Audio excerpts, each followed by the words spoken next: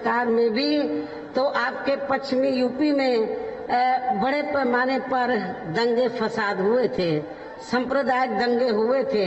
आप लोगों को मालूम है, इसी मंडल में मैं बिजनौर से जब मेंबर पार्लियामेंट चुनकर आई, पहली बार मेंबर पार्लियामेंट चुनकर आई, उस समय यूपी में श्री मुलायम सिंह यादव की सरकार थी और बिजनौर का जो जिला कलेक्टर था वो यादव समाज का था।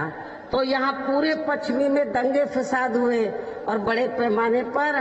तो पश्चिमी यूपी में खास तौर से बिजनौर, मुरादाबाद, संभल आसपास के इलाकों में बड़े पैमाने पर जानी माली नुकसान हुआ था। सहारनपुर में भी, देवबंद में भी पूरा पश्चिमी यूपी जल गया था। तो ये सब आप लोगों को नहीं भुलाना चाहिए। समाजवादी पार्टी की सरकार में चाहे मुलायम सिंह की सरकार रही हो, चाहे उसके बेटे की सरकार रही हो, तो इनकी सरकार में जब दंगे होते हैं तो सबसे ज्यादा नुकसान हमारे मुस्लिम भाइयों को पहुंचता है, सबसे ज्यादा नुकसान मुस्लिम समाज को पहुंचता है। फिर कोई उनको देखने के लिए नहीं आता है। लेकिन जब मैं उस समय एमपी थी, मेंबर पार्लियामेंट थी, तो मुझे भी रोक लिया गया था और बिजनौर में नहीं आने दिया गया था। तब जाकर बड़ी मुश्किल से सेंटर के दखल से मैं बिजनौर के लोगों से मिलने के लिए आई थी। ये भी आप लोगों को नहीं भुलाना चाहिए। प्रदेश में विकास के कार्य भी ज्यादातर यहाँ यानी कि सपा सरकार में ज्यादातर यहाँ एक विशेष क्षेत्र व एक समुदाय के लोगों तक ही सीमित होकर रह गए हैं। खासकर दलितों व अति पिछड़े वर्गों के मामले में तो ज्यादातर हमें इनका सोतेला रवैया ही देखने के लिए मिला है। इसके साथ ही इनके संतों, इन वर्गों के संतों, गुरुओं व महापुरुषों आदि को भी सम्मान नहीं दिया गया है। अर्थात इनका हमेशा अनादर ही इस सपा सरकार में किया गया है, जिसके अनेकों उदाहरण हैं। उनमें से कुछ का उल्लेख करना यहाँ मैं जरूरी समझती हूँ। ऐसे लोगों को बताना जरूरी समझती हूँ जो दलित वर्ग के हैं और अति पिछड़े वर्ग के हैं, लेकिन वो गुणगान कुछ स्वार्थी किस्म के लोग अपने व्यक्तिगत स्वार्थ में वो सपा के गुणगान गाते हैं। तो लेकिन सपा सरकार में हमेशा दलितों, पिछड़ों की उपेक्षा हुई है। इनके संतों, गुरुओं, महापुरुषों का अनादर हुआ है। इसे भी आप लोगों को भूलना नहीं चाहिए। और इस संबंध में मैं आप लोगों को बताना चाहती हूँ कि श्री अखिलेश यादव की सपा सरकार ने प्रदेश में SC/ST का सरकारी ठेकों में आरक्षण खत्म कर दिया था, जिसकी व्यवस्था पहली बार BSP की सरकार में ही की गई थी। संसद में सपा ने SC/ST का पदोन्नति में आरक्षण का बिल फाड़ दिया था और उसे पास नहीं होने दिया था। SC/ST के छात्रों का विदेश जाकर पढ़ाई करने की योजना को सपा सरकार ने बंद कर दिया। पंचशील नगर का नाम बदलकर हापुड़ कर दिया। संत रविदास का नाम भी बदलकर इन्होंने भदोई कर दिया। भीमनगर का नाम बदलकर संभल कर दिया। छत्रपति शाहू जी महाराज मेडिकल कॉलेज का नाम बदलकर किंग जॉर्ज मेडिकल कॉलेज कर दिया। मान्यवर श्री कांशीराम जी कृषि विश्वविद्यालय बांदा का नाम बदल दिया। मान्य कोर्ट के निर्णय की आड़ में अनुसूचित जाति व जनजाति के कर्मचारियों का गलत तरीके से डिमोशन कर दिया। अनुसूचित जाति व जनजाति के छात्रों का शून्य शुल्क पर प्रवेश समाप्त कर दिया। अनुसूचित जाति व जनजाति के छात्रों की शुल्क प्रतिपूर्ति पर 60% की बाध्यता लगाकर उनकी छात्रवृत्ति रोकने का काम किया। मान्यवर श्री कांशीराम जी अरबी फारसी विश्वविद्यालय का भी नाम बदल दिया गया। लखनऊ के गोमती नगर में डॉक्टर भीमराव अंबेडकर पार्क जो BSP की सरकार में बनाया गया था, उसका नाम बदलकर जनेश्वर मिश्र पार्क कर दिया। सरकारी भूमि आवंटन में SC/ST को मिलने वाली प्राथमिकता को खत्म कर दिया। SC/ST की भूमि खरीदने को लेकर नया संशोधन लेकर आए, जिसमें बिना DM की अनुमति के कोई भी उनकी जमीन खरीद सकता था, जिससे इन कमजोर वर्गों की जमीन को हथियाया जा सके।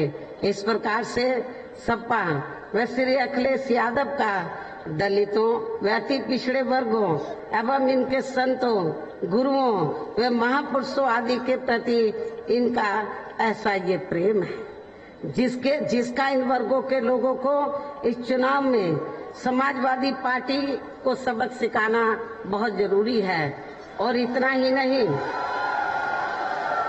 ही नहीं बल्कि मैं तो ये भी सोच रही थी कि सपा सरकार के हटने के बाद शायद बीजेपी की सरकार सपा के इन फैसलों को बदल देगी, लेकिन ऐसा नहीं किया गया, जिससे सपा की तरह बीजेपी सरकार की भी दलितों व अन्य पिछड़े वर्गों के प्रति जातिवादी मानसिकता साफ झलकती है। इसलिए सपा के साथ साथ इस पार्टी को भी इन्हें सबक सिखाना बहुत जरूरी है। इसी प्रकार भाजपा सरकार की भी नीतियां व कार्यशैली अधिकांश यहाँ जातिवादी, पूंजीवादी एवं RSS के संकीर्ण एजेंडे को ही लागू करने पर टिकी रही हैं, जिससे प्रभावित एवं शिकार हुए लोगों का इस सरकार में सही से विकास व उत्थान आदि नहीं हो सका है। साथ ही इनका हर स्तर पर काफी ज्यादा उत्पीड़न भी किया गया है। धर्म के नाम पर हमेशा यहाँ नफरत व धर्म के नाम पर हमेशा यह तनाव व नफरत आदि का वातावरण ही बना रहा है। प्रदेश में अपराध भी भाजपा सरकार में काफी ज्यादा बढ़े हैं। खासकर दलित, अकलियत व महिलाएं भी इस सरकार में कतई भी सुरक्षित नहीं रहे हैं, लेकिन मीडिया में इनके आंकड़ों को अधिकांश दबा दिया जाता है। इसके अलावा प्रदेश में गरीबों, मजदूरों, बेरोजगारों व अन्य मेहनतकश लोगों के साथ साथ दलितों, आदिवासियों, अन्य पिछड़े वर्गों, मुस्लिम एवं अन्य धार्मिक अल्पसंख्यक समाज के लोगों के हित व कल्याण के लिए वर्षों से जो भी यहाँ सरकारी योजनाएं चल रही थी, तो उनका भी इन्हें वर्तमान भाजपा सरकार में सही से पूरा लाभ नहीं मिला है। खासकर दलितों व पिछड़ों को आरक्षण का भी पूरा लाभ नहीं मिल पाया है, क्योंकि वर्तमान भाजपा सरकार ने बड़े बड़े सरकारी कार्य ज्यादातर प्राइवेट सेक्टर के जरिए ही कराए हैं, जिसमें इनके लिए आरक्षण की कोई भी व्यवस्था नहीं है। सरकारी नौकरियों में भी इनका आरक्षण का कोटा पूरा नहीं किया गया है। मुस्लिम व अन्य धार्मिक अल्पसंख्यक समाज के लोगों के साथ तो बीजेपी की सरकार में अधिकांश पक्षपात वाला रवैया ही अपनाया गया है। इतना ही नहीं बल्कि इस बार बीजेपी की सरकार में अपर कास्ट समाज में से विशेषकर प्रबुद्ध वर्ग भी हर मामले में अपने आप को काफी ज्यादा उपेक्षित महसूस करता रहा है। इसके अलावा इनकी गलत आर्थिक नीतियों के कारण यहाँ गरीबी, बेरोजगारी व महंगाई आदि भी काफी ज्यादा बढ़ी है। खासकर चुनाव घोषित होने से पहले तो डीजल, पेट्रोल व रसोई गैस आदि की आए दिन बड़ी कीमतों ने भी जनता की काफी ज्यादा मुश्किलें बढ़ाई हैं, और ऐसा लगता है कि चुनाव खत्म होने के बाद पुनः इनकी कीमतें बढ़ा दी जाएंगी। इसके साथ साथ उत्तर प्रदेश सहित पूरे देश के किसान भी केंद्र सरकार की गलत नीतियों के कारण काफी ज्यादा दुखी व परेशान रहे हैं और अभी भी हैं, और आए दिन मजबूरी में फिर अपने हक और हकूकों के लिए हमारे किसान भाइयों को सड़कों पर उतरना पड़ता है। प्रदेश में बेरोजगार लोगों को रोजगार नहीं मिलने के कारण ही ज्यादातर इनको इस सरकार में भी पलायन करना पड़ा है। इस प्रकार से इन सभी विरोधी पार्टियों की रही सरकारों में शुरू से ही यहाँ यूपी की जनता काफी ज्यादा दुखी व परेशान रही है। विशेषकर कोरोना महामारी के दौरान तो इन सभी की हालत और भी ज्यादा खराब हो गई है। ऐसे में इन सभी विरोधी पार्टियों की रही सरकारों से निजात पाने के लिए अभी चुनाव में यहाँ प्रदेश की जनता को अपनी एकमात्र हितैषी पार्टी बहुजन समाज पार्टी की ही सरकार बनाना बहुत जरूरी है,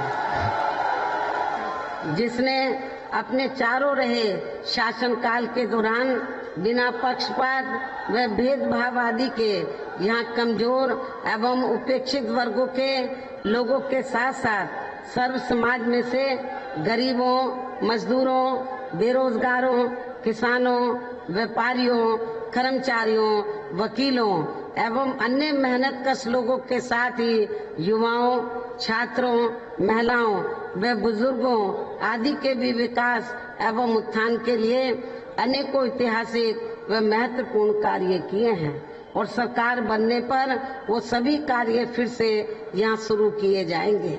इसके अलावा बीएसपी की रही सरकार में दलित एवं अन्य पिछड़े वर्गों में जन्मे अपने महान संतों, गुरुओं व महापुरुषों आदि को भी विभिन्न रूपों में पूरा आदर सम्मान दिया गया है, जिनकी यहाँ सभी विरोधी पार्टियों की रही सरकारों में काफी ज्यादा उपेक्षा की गई है। इसके साथ साथ बीएसपी की सरकार में पूर्व की तरह ही यहाँ सभी वर्गों, धर्मों व विभिन्न क्षेत्रों में लगे लोगों के हितों में भी फिर से ऐतिहासिक कार्य किए जाएंगे।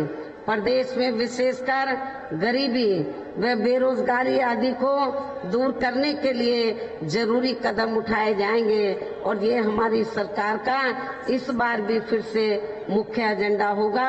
और मैं मुरादाबाद मंडल के लोगों को ये विश्वास दिलाना चाहती हूँ कि बीएसपी की सरकार बनने पर यहाँ सर्व समाज में से जो बेरोजगार नव युवक हैं उनको रोटी रोजी के साधन दिए जाएंगे। साथ ही किसी भी मामले में आपके मुरादाबाद मंडल में नहीं बल्कि पूरे उत्तर प्रदेश में किसी भी मामले में किसानों को भी निराश नहीं होने दिया जाएगा। उनकी जो फसल है, पैदावार है, उसका उचित दाम समय से उनको दिया जाएगा। खेती करने के जो साधन हैं वो भी सस्ते उपलब्ध कराए जाएंगे। इसके अलावा आपके मुरादाबाद मंडल की जो भी यहाँ स्थानीय समस्याएं होंगी तो उन्हें भी दूर करने का पूरा प्रयास किया जाएगा। हालांकि आपकी काफी समस्याएं मेरी पिछली रही सरकारों में ही दूर कर दी गई हैं, लेकिन जो भी बची हैं आपकी समस्याएं स्थानीय, उनको भी जरूर इस बार दूर किया जाएगा। इसके साथ ही केंद्र व यूपी सरकार के भी विवादित नियमों व कानूनों को यहाँ लागू नहीं होने दिया जाएगा। इतना ही नहीं बल्कि बीएसपी की रही सरकार में जिन महान संतों, गुरुओं एवं महापुरुषों आदि के आदर सम्मान में व उनके नाम पर जनहित की जो अनेकों योजनाएं शुरू की गई थी, साथ ही नए बनाए गए जिलों के नाम भी रखे गए थे, तो उन्हें अधिकांश सपा सरकार द्वारा बदल दिया गया है, जिन्हें फिर बीएसपी की सरकार बनने पर जरूर बहाल कर दिया जाएगा। इसके साथ साथ बीएसपी की रही सरकार में सर्व समाज के व विभिन्न क्षेत्रों में लगे लोगों के हितों में जो अनेकों महत्वपूर्ण व ऐतिहासिक फैसले लिए गए थे, तो उन्हें फिर से लागू किया जाएगा। इसके साथ ही बीएसपी की सरकार बनने पर यहाँ बीजेपी व सपा आदि के शासनकाल की तरह कानून व्यवस्था को किसी भी कीमत पर खराब व लचर नहीं होने दिया जाएगा तथा हर स्तर पर कानून द्वारा कानून का राज ही कायम किया जाएगा। जाति व धर्म के आधार पर यहाँ लोगों का किसी भी प्रकार से शोषण व उत्पीड़न आदि नहीं होने दिया जाएगा, जैसा कि वर्तमान भारतीय जनता पार्टी की सरकार में हो रहा है। खासकर कानून व्यवस्था को बेहतरीन बनाने के लिए विशेष अभियान के तहत व दलगत राजनीति से ऊपर उठकर यहाँ गुंडों, बदमाशों, माफियाओं व अन्य आपराधिक एवं अराजक तत्वों को भी जेल की सलाखों के अंदर ही भेजा जाएगा। जहां मेरी सरकार में इनकी जेल के बाहर नहीं बल्कि जेल के अंदर ही सही जगह होती है।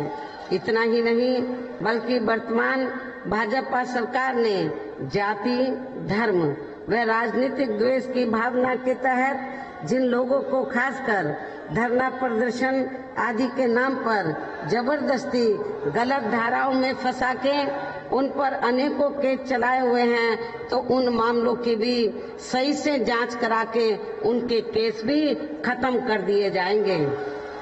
अर्थात वर्तमान भाजपा सरकार में प्रदेश की जेलें जो अधिकांश ऐसे लोगों से भर दी गई हैं, तो उन्हें खाली करा के केवल यहाँ आपराधिक तत्वों को ही रखा जाएगा।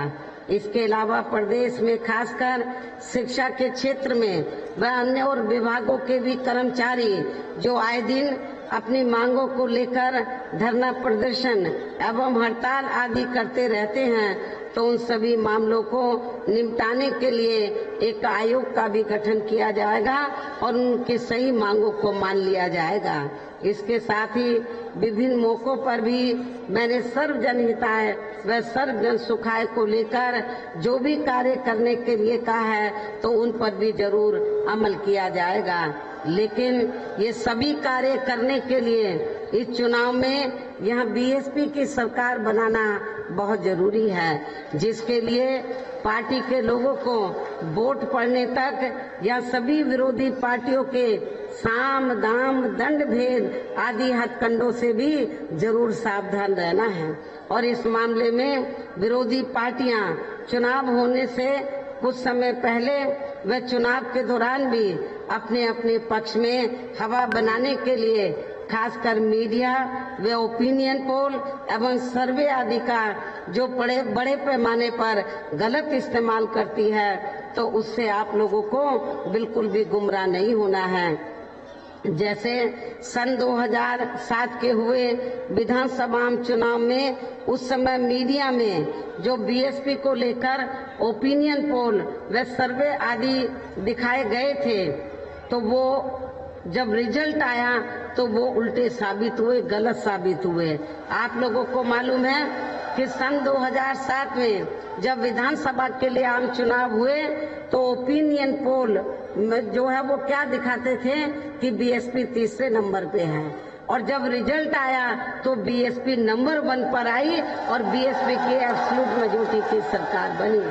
तो इसलिए आप लोगों को मीडिया में जो ओपिनियन पोल या सर्वे आदि दिखाए जा रहे हैं, तो आपको उसको इस बार भी सन 2007 की तरह गलत साबित करना है, उल्टा साबित करना है। ये भी मैं आप लोगों से अपील करना चाहती हूँ। इसके अलावा वोट पड़ने से ये भी मैं आपको बताना चाहती हूँ कि वोट पड़ने से कुछ घंटे पहले पार्टी के लोगों को गुमराह करने के लिए मेरे नाम से या पार्टी के अन्य किसी भी वरिष्ठ नेता के नाम से फर्जी पर्चे भी बांटे जा सकते हैं, जिससे आप लोगों को जरूर सावधान रहना है। ऐसे अनेकों और हथकंडों से भी जरूर सावधान रहना है। इसके साथ ही पूर्व की तरह इस चुनाव में भी विरोधी पार्टियों ने विभिन्न रूपों में जो अपने हवाई व प्रलोभन भरे चुनावी घोषणा पत्र आदि जारी किए हैं, जिन्हें सत्ता में आने के बाद ये पार्टियां अधिकांश अमल में नहीं लाती हैं, तो उनके बहकावे में भी आप लोगों को कतई नहीं आना है। जबकि इस मामले में बीएसपी किसी भी चुनाव में विरोधी पार्टियों की तरह अपना कोई भी चुनावी घोषणा पत्र आदि जारी नहीं करती है, क्योंकि बीएसपी कहने में बहुत कम बल्कि कार्य करके दिखाने में ही ज्यादा विश्वास रखती है। और ऐसा हमने यहाँ यूपी में अपने चारों रही सरकारों के दौरान करके भी दिखाया है। इतना ही नहीं बल्कि हमारी पार्टी की चारों रही सरकारों ने प्रदेश में बिगड़ी हुई कानून व्यवस्था को सुधारने के साथ साथ प्रदेश के विकास व आम जनहित के लिए जो असंख्य अति महत्वपूर्ण कार्य किए हैं, वो अभी तक यहाँ किसी भी विरोधी पार्टी की सरकार ने नहीं किए हैं, बल्कि ज्यादातर उन्हीं कार्यों के नाम व स्वरूप आदि बदलकर अब विरोधी पार्टियों की सरकारें उन्हीं को ही भुनाने में लगी रहती हैं। लेकिन उन कार्यों के प्रति इनकी नीयत व सोच सही नहीं होने के कारण उसमें भी ये पार्टियां ज्यादा सफल नहीं हो पाई हैं। और अब मेरा यही कहना है कि आप लोगों को इस चुनाव में अपने हित व कल्याण के लिए या फिर से यूपी में बीएसपी की सर्वजन हिताय व सर्वजन सुखाय की नीतियों पर आधारित सरकार बनाना बहुत जरूरी है। और इसके लिए पार्टी के लोगों को वोट पड़ने वाले दिन कोरोना नियमों का भी पालन करते हुए सबसे पहले सुबह उठते ही व समय से अपने अपने पोलिंग बूथों पर अपना वोट डालने के लिए जरूर जाना है। इसके साथ ही आपका वोट अन्य कोई व्यक्ति ना डाल सके, इसका भी आप लोगों को खुद ही ध्यान रखना है। इसके साथ साथ अपनी पार्टी का कोई भी वोट पड़ने से ना रह जाए तो उसका भी पार्टी की हर पोलिंग बूथ की कमेटी को विशेष ध्यान रखना है। इन्हीं जरूरी बातों के साथ ही अब मेरी बीएसपी के लोगों से यही अपील है कि हमारी पार्टी ने यह आपके मुरादाबाद मंडल में जिन भी विधानसभा की सीटों पर अपने उम्मीदवारों को चुनाव के मैदान में उतारा है, जो यहाँ आप लोगों के बीच में मौजूद भी हैं, तो उन्हें आप लोगों को वोट वाले दिन अपनी पार्टी के हाथी चुनाव चिन्ह के सामने वाले बटन को दबाकर जरूर कामयाब बनाना है, जिताना है। और फिर से आपको यहाँ सन 2007 की तरह ही बीएसपी की अपनी पूर्ण बहुमत की सरकार जरूर बनाना है। तभी फिर प्रदेश में अमन चैन कायम होने के साथ साथ यहाँ सभी धर्मों व वर्गों के लोगों का भी सही से विकास व उत्थान आदि हो सकता है। साथ ही यहाँ अन्याय, अपराध, भय व भ्रष्टाचार मुक्त एवं विकास युक्त वातावरण भी पैदा हो सकता है। और तभी फिर यहाँ परम पूज्य बाबा साहब डॉक्टर भीमराव अंबेडकर एवं मान्यवर श्री कांशीराम जी आदि का भी सपना सही साकार हो सकता है। और इतना ही नहीं, मैं खास तौर से मुरादाबाद मंडल में सर्व समाज के लोगों के साथ साथ जो वीकर सेक्शन के लोग हैं, अपर कास्ट में से गरीब लोग हैं और बड़ी तादाद में यहाँ पर मुस्लिम आबादी रहती है, खास तौर से मुस्लिम समाज के लोगों को भी अन्य वर्गों के साथ ये बताना चाहती हूँ कि भारतीय जनता पार्टी की सरकार की तरह मेरी हुकूमत में किसी भी मामले में मुस्लिम भाइयों के साथ कोई पक्षपात नहीं होगा। और आप लोगों ने मेरी 4 बार हुकूमत देखी है। मैंने अपनी 4 बार की हुकूमत के दौरान ना तो अपर कास्ट के लोगों के साथ कोई पक्षपात होने दिया, ना दलितों के साथ, ना पिछड़ों के साथ और ना ही अपर कास्ट में से खासकर मुस्लिम भाइयों के साथ। आप लोगों के जान माल और मजहब की पूरी हिफाजत की जाएगी। आप लोगों के भी बच्चों को रोटी रोजी के साधन दिए जाएंगे। इस उम्मीद के साथ ही अब मैं आप लोगों को यही कहना चाहती हूँ कि आप लोग, कड़ाके की ठंड है, यहाँ पर बरसात हुई है, कल रात को भी मुझे बताया गया मौसम बहुत खराब था, तो शमसुद्दीन राइन ये कह रहे थे कि बहन जी बहुत ठंड है, आप मत आना, मौसम बहुत खराब है। मैंने बोला नहीं, तो कितना भी मौसम खराब हो, जो तारीख दे दी है मैं आप लोगों के बीच में जरूर आऊंगी। और मैं लखनऊ से 10:30 बजे से निकली हुई हूँ बाई प्लेन। मैं पहले दिल्ली पहुंची और हेलीकॉप्टर लखनऊ से उड़ने की इजाजत नहीं दी, क्योंकि और भी हेलीकॉप्टर को उड़ने की इजाजत नहीं दी गई है, क्योंकि वहाँ खराब मौसम में ऐसी व्यवस्था नहीं है, लेकिन दिल्ली में है। तो मैं प्लेन से दिल्ली आई और दिल्ली से हेलीकॉप्टर के जरिए मैं 10:30 बजे से निकलकर आप लोगों के बीच में यहाँ आई हूँ। इसलिए मैं आप लोगों को ये बताना चाहती हूँ कि जब आप लोग, मैं इधर आ सकती हूँ ठंड में, तो क्या आप लोग मुझे सुनने के लिए नहीं आ सकते हैं?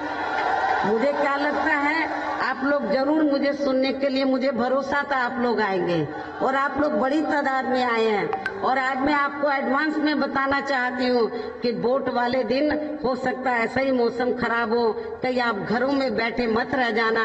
कितना भी मौसम खराब हो, आप लोग खराब मौसम में भी अपने घरों से निकलकर प्रातः ही अपना वोट डालने के लिए अपने अपने पोलिंग बूथ पर जरूर जाना है और अपनी पार्टी के उम्मीदवारों को भारी वोटों के अंतर से जरूर कामयाब बनाना है। इस उम्मीद के साथ ही अब मेरा यही कहना है कि अब आप लोगों को हर पोलिंग बूथ को जिताना है, बीएसपी को सत्ता में लाना है। हर पोलिंग बूथ को जिताना है, बीएसपी को सत्ता में लाना है। इस विश्वास के साथ ही अब मैं पुनः अपनी पार्टी के इन सभी प्रत्याशियों को जो यहाँ आपके सामने खड़े हैं, इन सभी प्रत्याशियों को जिताने की पुरजोर अपील करते हुए अपनी बात यही समाप्त करती हूँ। जय भीम, जय भारत। बहुजन समाज पार्टी जिंदाबाद, जिंदाबाद, जिंदाबाद। बहन कुमारी मायावती जिंदाबाद। तो आप अमरोहा से सुन रहे थे बीएसपी अध्यक्ष